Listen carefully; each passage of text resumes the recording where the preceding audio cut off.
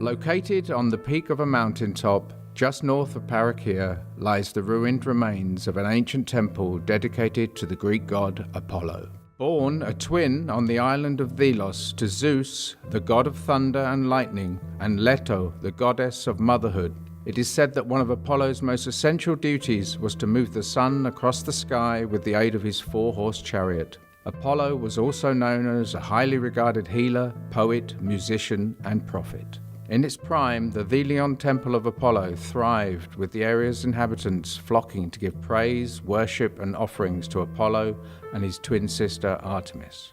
For the ancient Greeks, they could thank the god of the sunlight for all the nice things that happened to their lives. That's why it was so important for the islanders to have their own temple on their own island.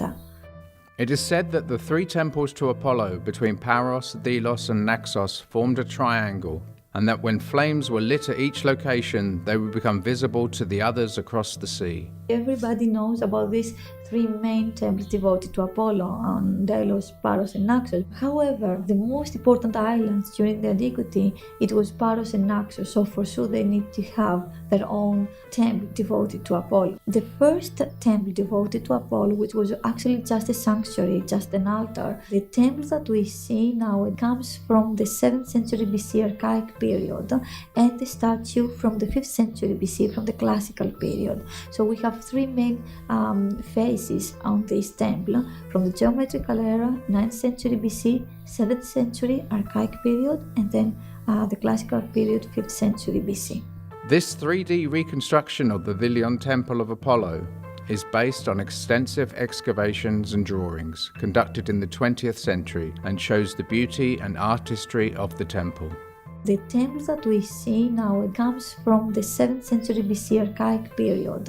The temple has been made mostly of marble.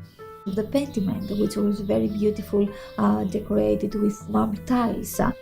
And we have acroterio. Acroterio, it's a beautiful small marble or ceramic pattern that we have on the top of the pediments. A beautiful pediment at the facade, a ceiling roof with tiles on it, and as I told you, the area was divided into rooms.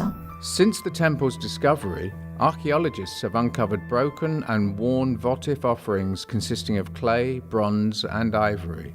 Most notable of all these items discovered at the temple is the marble statue of Artemis, which is over 3 meters tall.